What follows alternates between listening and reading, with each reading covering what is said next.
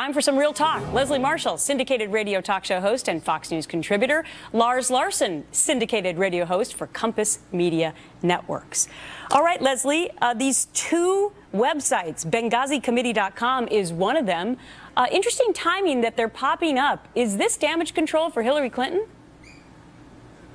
I'm not going to say it isn't, but at the same time, I think it's also interesting the information that we're getting and who's giving the information. And are we calling former high-ranking Pentagon officials and ambassadors who are on the Accountability Review Board liars? Because that's what it comes down to. We have an election year. It's a midterm in November. Hillary might run. I'm certainly hoping she does in 2016.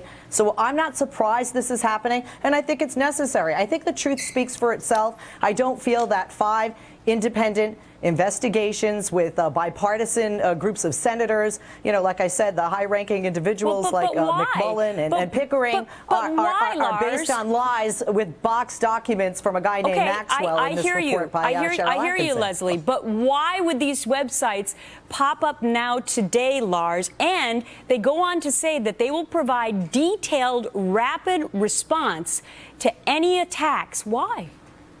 They're going to do it because they're hoping to spin this thing away. But Hillary has a lot to explain. She can't explain where the president was the night of the murders. She probably can't explain why they had that document destruction party in the basement of the State Department that's now been documented by the great work of the investigative journalist Cheryl Atkinson.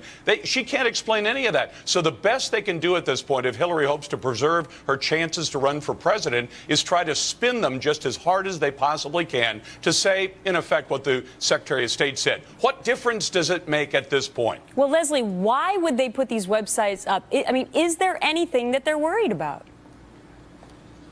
No, I don't think there's anything that they're worried about at all, Gretchen, except for misinformation. I think it is damage control. I don't think it's spinning. And Lars, quite frankly, they're, I think, fighting fire with fire. When you have 5 committees that say there is no there, there is no cover-up. There was no improper behavior. Yeah, but that was a different setup, unless you're Leslie. sleeping with the president, how do you know where he is? But that was a different setup. Secretary of State know where he is? Right, Lars? Different setup. You couldn't have witnesses together at the same time. You had different types of questioning going on. I mean, I guess that I'm wondering, though, if is there a positive for Democrats in having these websites pop up as well? Because is it true, in your mind, Lars, that Democrats many times have a better messaging mechanism in place in front of stories like they appear to do today?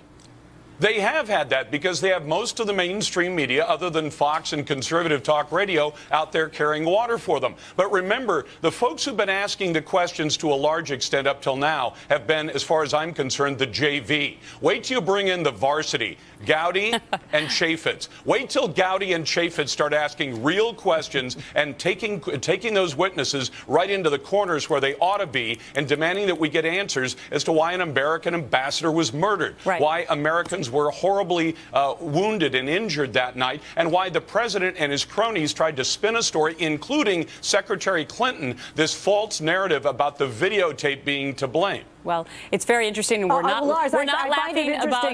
I gotta wrap it there. Other than to say we're of course not laughing about Benghazi, I'm laughing at Lars's reference to JV because that's what we heard the president called ISIS just back in January.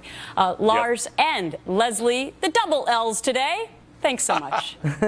Thank you. Thank you, Gretchen.